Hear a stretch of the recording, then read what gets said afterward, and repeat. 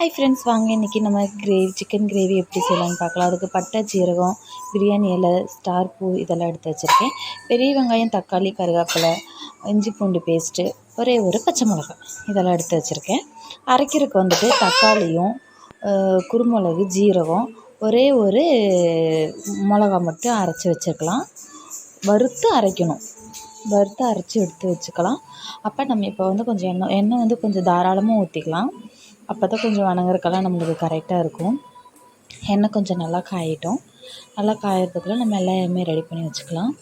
எடுத்து வச்சுருக்க நம்ம பட்டை, ஜீரகம் இதெல்லாமே நம்ம ஆட் பண்ணிக்கலாம். இதெல்லாம் ஃபஸ்ட்டு போட்டுக்கலாம்.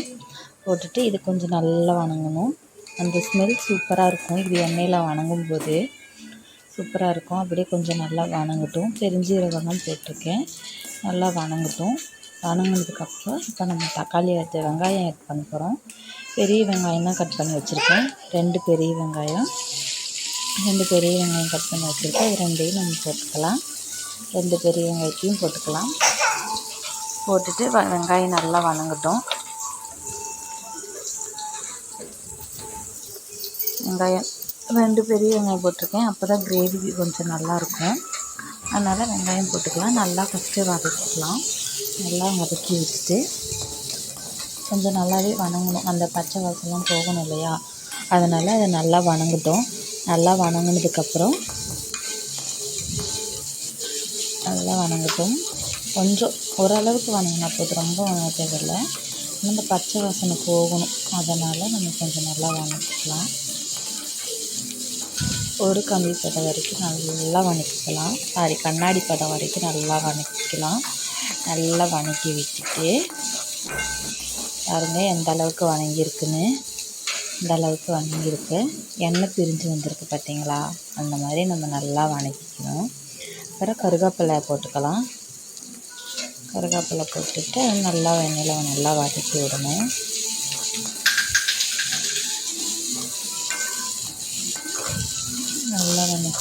நல்லா வதக்கி விட்டுட்டு அடுத்து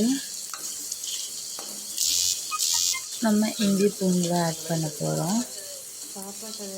கொஞ்சம் நல்லா வணங்கட்டும். ஒரே ஒரு பச்சை மிளகாவும் இஞ்சி பூண்டும் போட்டுக்கலாம். நான் பச்சை மிளகா ஒன்று தான் போட்டிருக்கேன். ஏன்னா காரம் அந்த அளவுக்கு நாங்கள் எடுத்துக்க மாட்டோம். கொஞ்சம் மீடியமாக தான் இருக்கும். ஏன்னா நம்ம அடுத்து மசாலாலாம் ஆட் பண்ணோம்ல, அதுலேயும் கொஞ்சம் காரம் இருக்கும். அதனால் ஒரே ஒரு பச்சை மிளகா மட்டும் போதும். ஒரே ஒரு பச்சை மிளகா போட்டு இது நல்லா வணங்கட்டும். நல்லா வணக்கி விடணும். ஏன்னா அந்த இஞ்சி பூண்டு ஸ்மெல்லு, பச்சை மிளகாவோட ஸ்மெல், அந்த பச்சை வாசனை எல்லாம் போகணும் இல்லையா, அதனால் நம்ம கொஞ்சம் நல்லா வணக்கிக்கலாம். நல்லா வணக்கி விட்டுட்டு அடுத்து வந்து நம்ம தக்காளி போட்டிருக்கோம். தக்காளி போட்டு கொஞ்சம் உப்பு போட்டுக்கணும். ஏன்னா தக்காளி கொஞ்சம் சீக்கிரம் வேகணும்னா அதுக்கு உப்பு நம்ம போடணும். உப்பு கொஞ்சம் போட்டுக்கலாம். ஏன்னா நம்ம அடுத்து கொஞ்சம் உப்பு போடணும் இல்லையா, அதனால் உப்பு வந்து கொஞ்சமாக போட்டுக்கிறேன். பாப்பா வந்து விளையாடிட்டு இருக்கா, அதான் சவுண்ட் கேட்குது. நல்லா வணக்கி விட்டுக்கலாம். நல்லா வணக்கி விட்டுட்டு அது வந்து கொஞ்சம் நல்லா வேகணும். தக்காளி கொஞ்சம் வேகணும். அப்போ தான் கொஞ்சம் நல்லாயிருக்கும். அதாவது தக்காளி கொஞ்சம் நல்லா வேகட்டும். அதுக்குள்ளே நம்ம அரைச்சி வச்ச மசாலாவை நம்ம ஆட் பண்ணிக்கலாம். மசாலா நல்லா அரைச்சிடணும். அப்போ தான் கொஞ்சம் கிரேவிக்கு நல்லாயிருக்கும். இல்லைனா திட்டு திட்டாக இருக்கும். நல்லா பாருங்கள் மசாலா எந்த அளவுக்கு நான் நைஸாக அரைச்சிருக்கேன்னு. அதுக்கு தான் தக்காளி வச்சு அரைச்சிக்கோங்க. அப்போ நம்ம இதில் போடும்போது ஒரே ஒரு தக்காளி மட்டும் நம்ம கட் பண்ணி வச்சா போதும். ஏன்னா அதில் ஒரு தக்காளி போட்டிருக்கேன். இல்லைனா ரொம்ப புளிப்பு வந்துடும்ல. அப்புறம் தயிர் கொஞ்சம் ஊற்றணும். அதனால் ரொம்ப புளிப்பு வந்துடும்.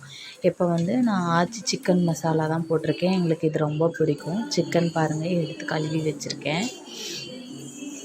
இப்போ நம்ம சிக்கன் ஆட் பண்ணிக்கலாம். மசாலாலாம் நல்லா வணங்கிடுச்சு.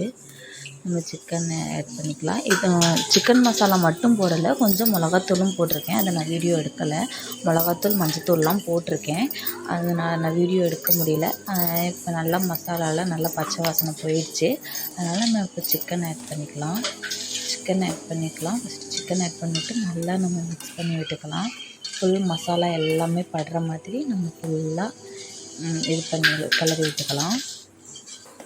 சிக்கனுக்கு வந்து மெயினாக தண்ணி அதிகமாக ஊற்றக்கூடாது. ஏன்னா சிக்கன் வந்து தண்ணி நம்மளுக்கு இருக்கும். அதனால் நம்ம அதிகமாக தண்ணி ஊற்ற போகிறதில்ல. பாருங்கள் நல்லா கிளறி விட்டாச்சு. பாருங்கள் இப்போ எப்படி இருக்குன்ட்டு. இந்த மாதிரி நல்லா கிளறி விட்டுக்கணும். நான் தயிர் கொஞ்சமாக ஊற்றிக்கிறேன். ஏன்னா தயிர் ஊற்றினா எங்களுக்கு ரொம்ப பிடிக்கும். அதனால் கொஞ்சம் தயிர் ஊற்றிக்கிறேன். கொஞ்சமாக தான் ஊற்றிருக்கேன். அதனால் தயிர் ஊற்றி விட்டு மறுபடியும் நல்லா கிளறி விட்டுற போகிறேன். நல்லா கிளறி விட்டுட்டு